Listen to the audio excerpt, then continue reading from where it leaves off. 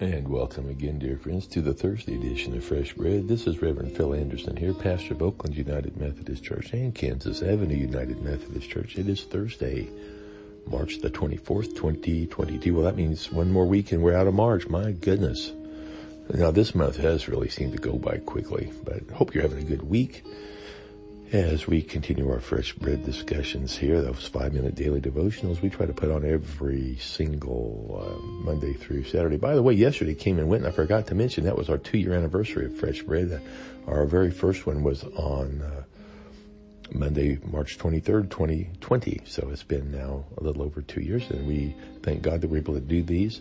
Hopefully that's getting a bit of an audience. So I'd like to invite you to share these with other folks. You can do a little copy paste on the URL. Let that little word up on top of the computer screen or your phone that kind of is the identification for this particular link, and you can just copy that, put it on an email, and forward it to somebody, your friend, a relative, a neighbor, and say, hey, you might want to listen to this. These are little 5-minute devotionals that our pastor puts on, and we'd love to have you share with that. We hope people are listening to this around the world. I believe sometimes we have had people listening in different parts of our nation and our world, so we're always glad when people tune in. So anyway, we are so delighted to have you with us today. That's the most important thing. You are here, and we thank God for that. We hope today's lesson will be a meaningful one for you as we continue looking at our lectionary readings for this coming Sunday, especially in Luke. And this has to do with the parable of the prodigal son and his brother. And this is going to be the real topic for the sermon, I believe, on the Sunday, unless God would have something else for me to do. I'm planning right now to stay with our gospel readings all the way through the Lenten season, clear up to Easter. And this would be certainly the one prescribed for this coming Sunday, March the 27th. So yes, we've already been over the story. We read the story on Monday from Luke chapter 15, verses 11 to 32. Now today we're going to pick up kind of where we left off, and that has to do with the son who asked his father for his inheritance. The father, I don't know how reluctant he was, but he gave his son the money. Didn't say he was reluctant. I'm sure he was sad. Didn't want to lose the son. Didn't want to see his son run off. Probably knew it was not going to end well for his son, but he takes off anyway. And the son soon enough finds out when his money's gone, so is all of his friends. And all of the good times, those are all gone. Now he's out hiring himself out to take care of pigs, slopping the hogs, as we used to say.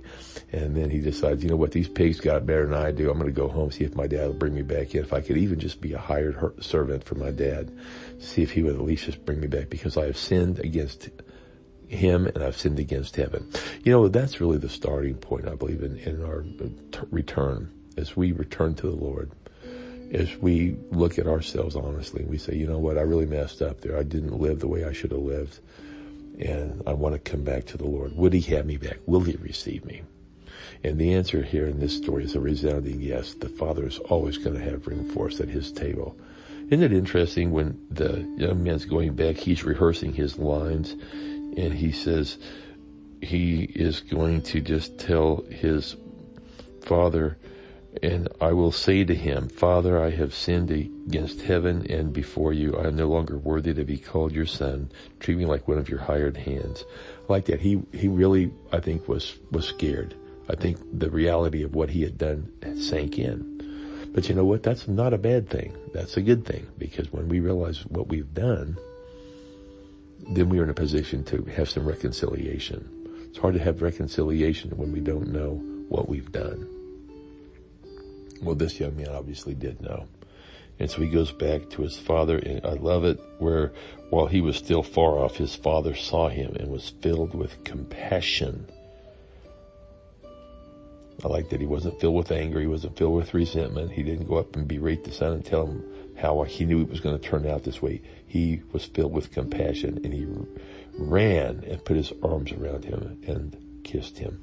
Well, friends, we're going to look tomorrow at one other person in this story. That's the older brother. We're going to take a look at this. So for sure, be back with us on Friday, God willing, as we look at the end part here of this parable. And then on Saturday, on our weekend edition of Fresh Bread, we'll just talk about some things going on around the church. Hey, have a great rest of the day on Thursday. We'll hope to see you back tomorrow for more Fresh Bread.